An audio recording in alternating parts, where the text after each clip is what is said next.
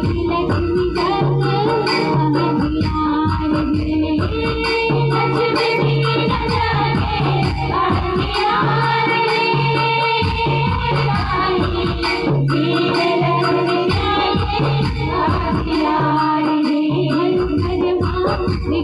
घर माँ लक्ष्मी भी न जागे अंधियार रे, घरो घर माँ लक्ष्मी भी न जागे अंधियार रे, घरो घर माँ लक्ष्मी भी न जागे अंधियार रे, घर माँ लक्ष्मी भी न जागे अंधियार रे, घरो घर माँ लक्ष्मी भी न जागे अंधियार रे, घरो घर माँ लक्ष्मी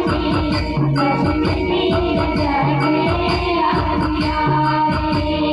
लक्ष्मी गौरी सरस्वती गाई वेदवती जैसी गाओ, वेद पुराण शास्त्र गाई रामायण औ गीता हो, रामायण औ गीता मैया, रामायण औ गीता हो, रामायण औ गीता मैया, रामायण औ गीता हो। लक्ष्मी गौरी सरस्वती गाई वेदवती जैसी गाओ, वेद पुराण शास्त्र गाई रामायण औ गीता हो, रामायण औ गीता मैया, रामायण औ गीता हो, रामायण औ गीता मैया, रामायण औ गीता हो। द्रौपदी दुर्गा चंडी काशी कसिया गीता हो, सब कर कहना माया लमाए, तोर कृपा बिन रीता हो,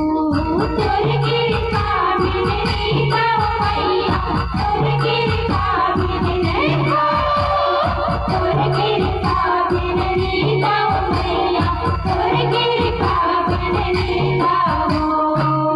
द्रौपदी दुर्गा चंडी काशी कसिया गीता हो, सब कर कहना माया लमाए, तोर कृपा बिन रीता हो, तोर कृपा बिन रीता मैया, तोर कृपा बिन रीता हो, तोर कृपा बिन रीता मैया, तोर कृपा बिन रीता हो। दास ग्वाले तू हर भगवान रे दास ग्वाले तू हर भगवान रे, दास ग्वाले तू हर भगवान रे, ये मोर दाई दास ग्वाले तू हर भगवान रे। घर घर माँ घर माँ लक्ष्मी भी न जागे अंधियार रे, घर घर माँ लक्ष्मी भी न जागे घरो घर माँ लक्ष्मी भी न जागे अंधियार रे, घरो घर माँ लक्ष्मी भी न जागे अंधियार रे, घरो घर माँ लक्ष्मी भी न जागे अंधियार रे, घरो घर माँ लक्ष्मी भी न जागे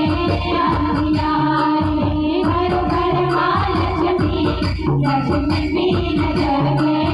अंधियार रे, घरो घर माँ लक्ष्मी भी न जागे